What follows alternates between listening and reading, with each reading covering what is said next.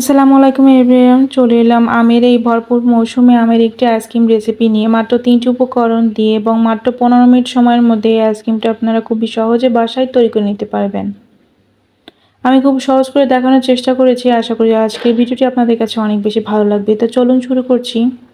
আমি এখানে বেশ বড় সাইজের একটি মিষ্টি আম নিয়েছি। আমটাকে ভালো করে ধুয়ে পরিষ্কার করে নিয়েছি এবং এভাবে কিউব করে কেটে নিয়েছি। এখন একটি ব্লেন্ডার জাগ নিয়েছি। জাগের মধ্যে আমের এই টুকরাগুলোকে দিয়ে দিয়েছি এবং খুবই স্মুথ একটা পিউরি রেডি করে নিয়েছি। এই পিউরিটা অবশ্যই স্মুথ হতে হবে, তা না হলে কিন্তু আইসক্রিমটা অতটা বেশি ভালো হবে না, ভিতরে দানাদার থাকবে। তো আমি এটাকে একটা সাইডে সরিয়ে রাখছি এবং পরবর্তী দ্বিতীয় উপকরণটি দিয়ে দিচ্ছি। এখানে আমি 1 কাপের মতো হুইপিং ক্রিম নিয়েছি। এটি মিষ্টি হুইপিং ক্রিম। আপনার চাইলে এখানে এক্সট্রা চিনিটাও ব্যবহার করতে পারেন, চাইলে কনডেন্স মিল্কও ব্যবহার করতে পারেন। তো আমার যেহেতু আমটা যথেষ্ট পরিমাণ মিষ্টি ছিল, তাই এখানে মাত্র 1 টেবিল চামচ আমি চিনি দিয়েছি। এখন আমি একটি ইলেকট্রিক বিটারের সাহায্যে 2 মিনিটের মতো বিট করে নিয়েছি এবং যে পিউরিটা রেডি করা ছিল আগে থেকে, সেই পিউরিটা দিয়ে ভালো করে আরও 30 সেকেন্ডের মতো একটু বিট করে নিয়েছি। সাইডে যেহেতু আলাদাভাবে সরে আছে ক্রিমটা, ভালো করে আমের পিউরিটার সাথে মিশিয়ে নিই, তাই ভালো করে আমি মিশিয়ে দিচ্ছি এবং আরও প্রায় 1 মিনিটের মতো একটু বিট করে নিয়ে আইসক্রিমের একটি পারফেক্ট ব্যাটার রেডি করে নিচ্ছি।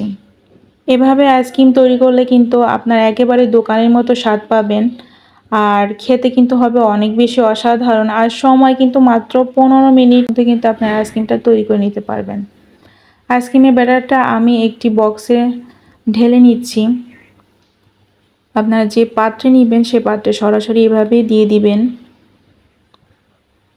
বক্সটাকে আমি ট্যাপ করে দিচ্ছি, যাতে ভিতরে যদি কোনো বাবলস থেকে থাকে তো সেগুলো যাতে বের হয়ে যায়।